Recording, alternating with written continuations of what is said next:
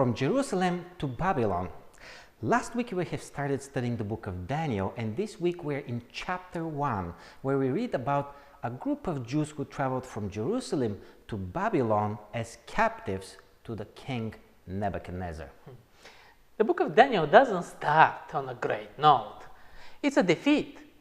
God's people and the items from the temple are taken captives to the place symbol of the revolt against God, to the location of the same place of the Tower of Babel. And as we mentioned in our previous study last week, we will be looking into the special connection and communication between God and Daniel, and how Daniel perceived God in his beliefs. And right from the beginning in chapter 1, verse 2, we read what Daniel says. The Lord gave Jehoiakim, king of Judah, into Nebuchadnezzar's hand. The way Daniel perceives and sees God is a God in control of the historical events, even though they're being unpleasant for the chosen ones.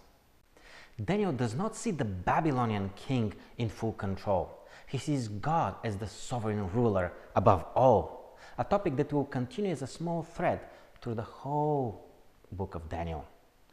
Daniel must have had a very strong grip of who God is.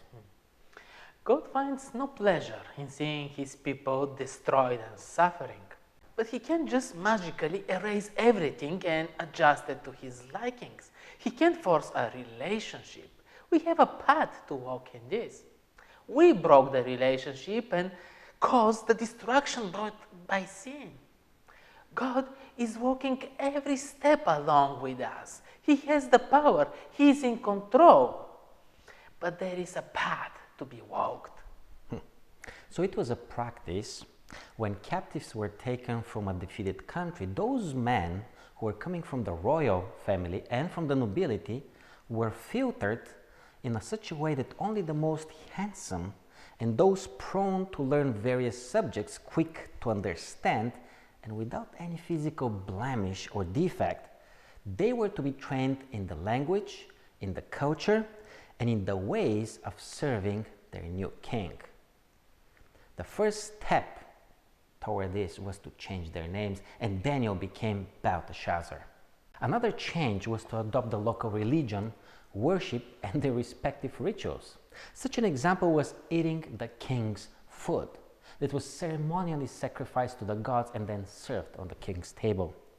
And as you can probably already feel it, Daniel and his three friends felt a tremendous pressure on their faith and their beliefs. Somebody was trying to uproot their identity first as Jews, but also their identity as worshippers of God. I think that we can all relate to faith under pressure. Things are changing, even in supposedly free countries where freedom of faith is protected by law. The push to accept certain norms or to reshape our spiritual and moral identities is big, especially if you want to be successful. And Daniel and his friends were offered a path to big success, but they were asked to do it the Babylonian way. And it seems like that the change of their names was not even that big of an issue for them. At least we don't read about it that much in the record. However, eating from the food from the king's table was really a problem. Reading the first few verses in chapter 1, I see Daniel as being a firm person, coming with a resolution, being respectful, but also being suggestive to the guard who took care of them. And he offers him a deal for 10 days to be tested and see if they're better than the other ones. Interesting. Is it really possible to prove in 10 days that your diet has such a big results that it will differentiate you outwardly with everybody else and also on a brain performance level? I will be very careful and very cautious to make such a statement or argument today.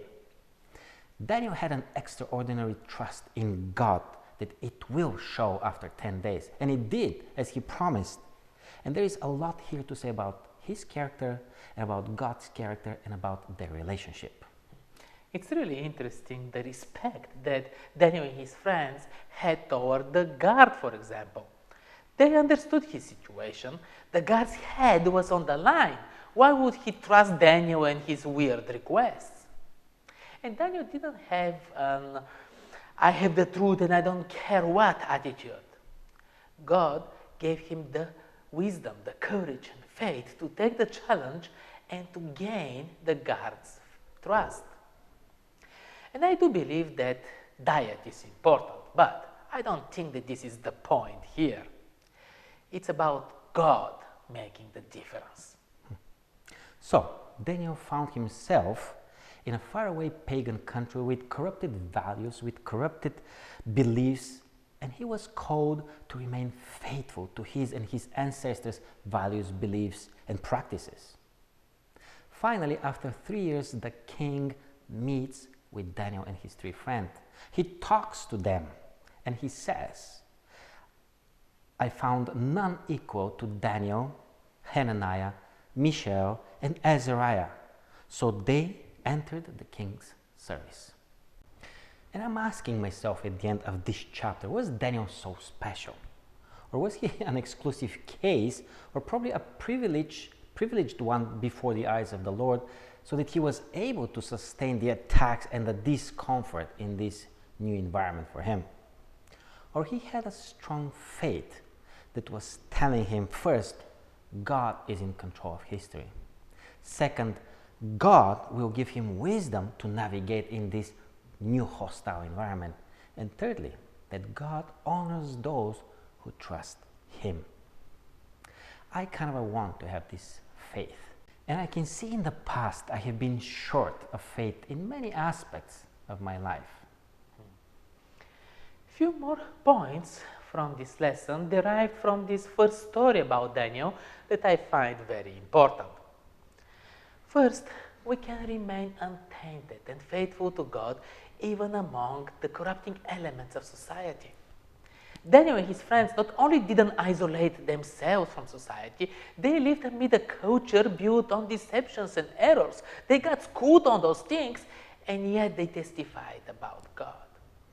And second, they were found 10 times better than the competition, not on Hebrew and the Torah, well, they were probably better in that too, but on the knowledge and wisdom of the Babylonians. You don't have to believe it in order to know it. And all these things open the door and accessibility for them to make an impact and to be an influence in an environment that otherwise would be unreachable.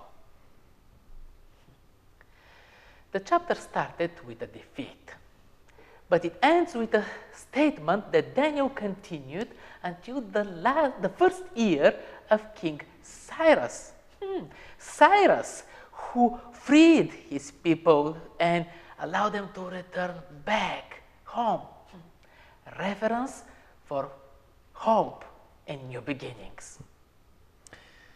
Chapter 2 is next, so join us next week when we're going to look into the lesson from mystery to revelation.